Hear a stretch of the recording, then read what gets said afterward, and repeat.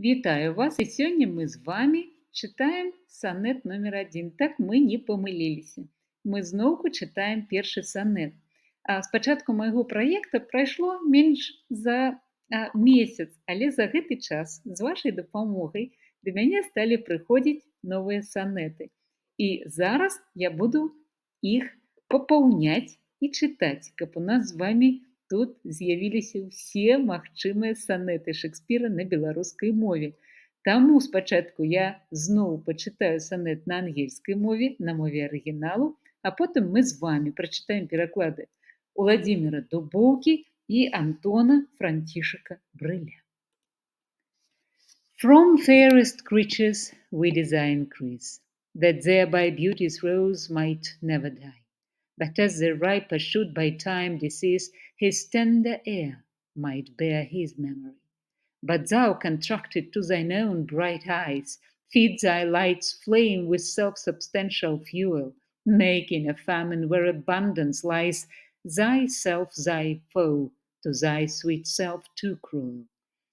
Thou that art now the world's fresh ornament, and only herald to the gaudy spring, within thine own bud burest thy content, and tender churl makest waste in niggarding. Pity the world, or else this glutton be to eat the world's due by the grave and thee. Пераклад Уладзіміра Дубоўкі. Краса ніколі не памрэ на свеце. Тварэнні дзіўныя прыносяць плён. Пялёсткі вянуць на ружовым цвеце, ды аднаўляе памяць іх бутон. Зіхценнем воч сваіх зачараваны, ты паліш сам сябе сваім агнём. Ты катуеш сябе не горш тырана, набыткі ўсе развеюшы суздром. Для свету лепшая краса сёння вястун вясенняй зыркай пекнаты. Сок жыватворчы тоечы ў бутоне, і марнатраўца ты, і скнара ты. Шкадуй наш свет, не кінь таго ў магілу, што новае жыццё б ускаласіла. Пераклад Антона Францішака Брыля. З найпрыгажэйшых мы чакаем плёну, каб не марнела ружа хараства, каб узмацнеўшы парастак зялёны пасохлай кветцы памяць захаваў.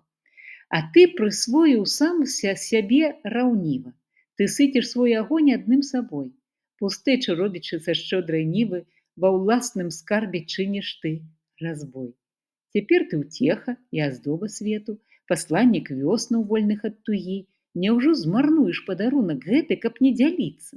Скнара, дарагі, свет не рабуй, яму належыць тое, што хочаш з'есці ты ўдваіх струной.